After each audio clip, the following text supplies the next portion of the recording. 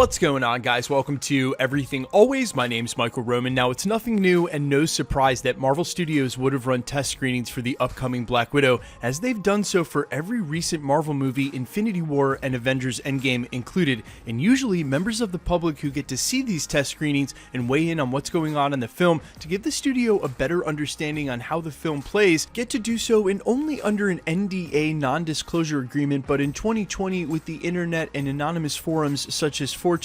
that can't stop everybody, some of which wanting to break their NDA even at the risk of getting in trouble, to tell us what they've seen, including the now leaked Black Widow post-credit scenes. We're going to break down exactly where this was posted, what was said about the test screening, and specifically what happened in the two post-credit scenes for Black Widow, issue the normal spoiler warning. But first, if you could grab the subscribe button, we're giving away 2 PlayStation 4 Pros, as well as a whole slew of other Marvel related stuff, including a limited edition Infinity Saga box set. If you want to be entered to win, all you have to do, hit the subscribe button, then hit the notification bell, leave a like and a comment on this video, and if you want, stick around to the end of the video. We'll get into all the giveaway stuff again there. Okay, so the normal spoiler warning. Let's not pretend you don't know what it is. If you don't want to have your Black Widow experience ruined, or if you're susceptible to this sort of stuff, while taking this with a grain of salt, keeping in mind it was posted to an anonymous 4chan forum, you have to understand a lot of this stuff has become right in the past and earmarked by the fact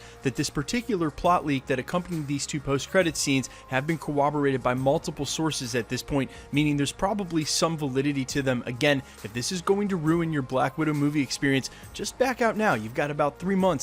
months until the movie comes out, and if you go any further than this, you've now been warned. And as I said just seconds ago, they had the whole plot leak included, but we've covered that here at the channel more than once, and with the corroboration of multiple sources and the inclusion of just a couple of new details, such as David Harbour's Red Guardian being ultra cheesy throughout the film, and another detail we'll get in towards the end of this video, it's not completely worth covering. I'll make sure to link the other plot leaks at the end. Now, the first of the 2 post-credit scenes described actually has huge implications for the MCU, and especially the immediate Marvel Phase 4, as it presumably sets up the existence pre-Infinity War of the Thunderbolts team in the Marvel Cinematic Universe. Thaddeus Thunderbolt Ross meeting with Florence Pugh and O.T. Fagbenley, who, spoiler warning, we now know will double-cross the team and actually be Taskmaster, delivering the film's MacGuffin to Thaddeus as he explains that this is just the beginning. Again, just the beginning of presumably their supervillain team, the Thunderbolts, which have been rumored to be in production for the better part of 24 months. This also makes Daniel Bruhl's, or Baron Zemo's, role in not only the upcoming Falcon and Winter Soldier TV show, where we'll know he'll be the main antagonist, but rather Civil War seemed to make a lot more sense logically in retrospect. If he had been working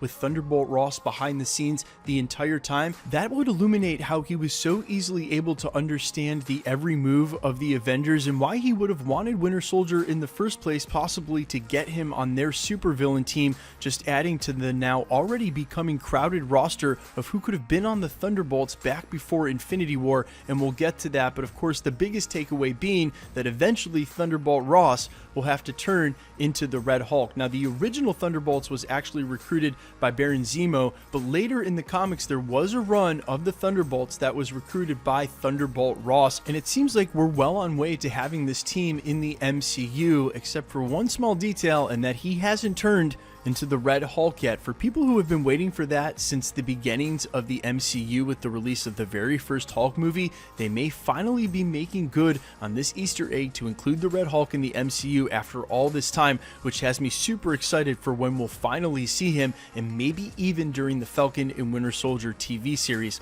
Now, going into the second post-credit scene, before we add and annotate that any further, is Hawkeye and his family present at Black Widow Natasha Romanoff's grave, and this seems like something Marvel should have done during the end of Avengers Endgame, but with the crowded memoriam for Tony Stark and having already cut the kneeling scene with his funeral at the end, there just wasn't a place for it in the denouement for the third act, leaving a lot of fans to readily vocalize that there should have been some memoriam for her at the end of the film, considering her original membership in the Avengers 6 actually predates Tony Stark's, and had she not given her life so readily for the Soul Stone, they wouldn't have been able to pull off the reverse snap in the first place. Maybe a missed opportunity by Marvel Studios, the writers and the directors, but given the flow of the film, it sort of makes sense. Not to mention the fact that here we are about to embark on Natasha Romanoff's, or should I say Scarlett Johansson's, first solo film in the MCU. Maybe the finality of her sacrifice and death was better left for the post-credit scenes of this film, rather played out right before we get this movie, or at least 2 films before,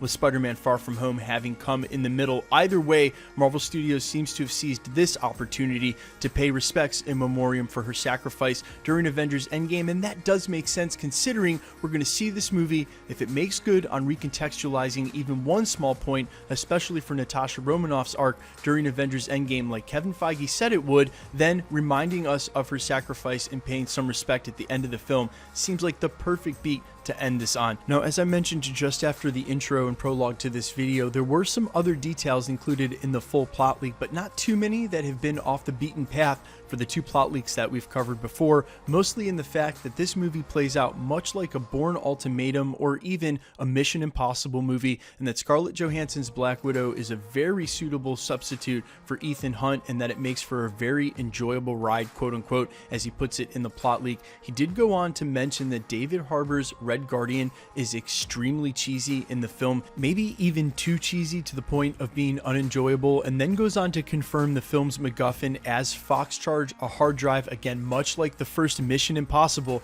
that allows spies who have been excommunicated by their own government to be able to erase themselves and disappear. How that all works, no one ever really knows, but that's why it's always left as a MacGuffin, and that's the same hard drive that Yelena Belova can be seen handing Thaddeus Ross in the post-credit scene. Now, it's hard to believe that my channel's been going for almost 2 years at this point, even harder to believe that one of my very first videos was Thaddeus Ross becoming Red Hulk in Marvel Phase 4, as there was no reason to keep him around otherwise, and not only that, they had worked him into almost every significant film in the Infinity Saga. This video was put up right after an Infinity War, and while I thought Avengers Endgame was surely going to let me down, right there at the end in the post-credit scene, you could clearly see Thunderbolt Ross. They've included him in every movie. Infinity War, Civil War, kept him around in a way they didn't need to keep around a character, especially considering he had more lines than maybe Falcon during Infinity War.